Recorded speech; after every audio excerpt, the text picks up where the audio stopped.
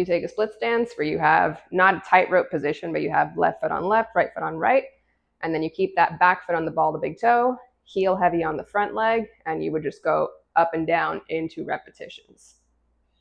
And then you could load this with a weight in the opposite hand, which would help you turn a little more to that stance leg if that's what you need. You could hold a weight in the same side hand, which would help keep your hip a little more lined up. You can do dumbbells in both hands. You could do goblet. You could do Zercher, all types of holds. You can rack a kettlebell or a double kettlebell. But in terms of stance, you can go a little bit long stance, so long as hip, knee, and foot are lined up. Long stance meaning you're going to have kind of a 90-90 position. So shin on the front is a little more vertical, gives you a little more heel heavy awareness. Back knee is directly under the hip, and then the back big toe is where you're bending.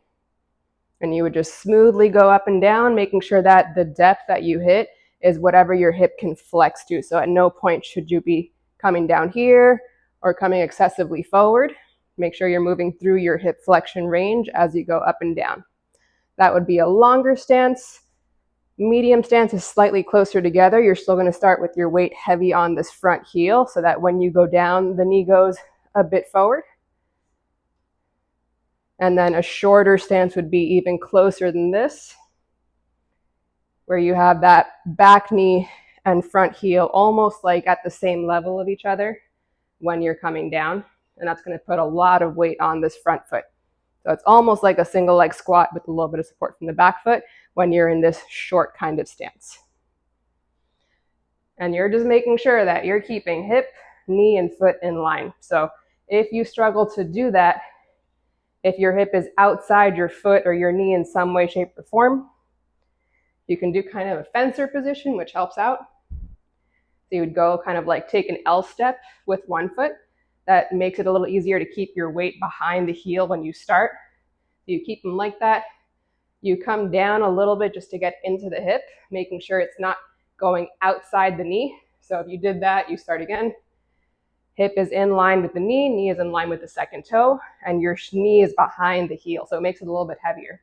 And if you can keep this stance and go into it, you'll feel a little bit of that glute engage or whatever leg is opening forward.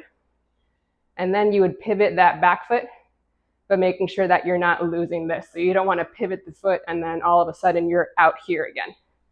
So as long as you can use that open position just to get the hip lined up with your knee and second toe, and then you would pivot that back foot, you should be able to keep that stance.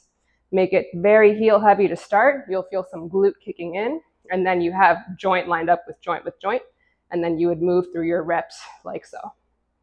Holding weight or racking kettlebells or whatever which way that you want to load the split stance.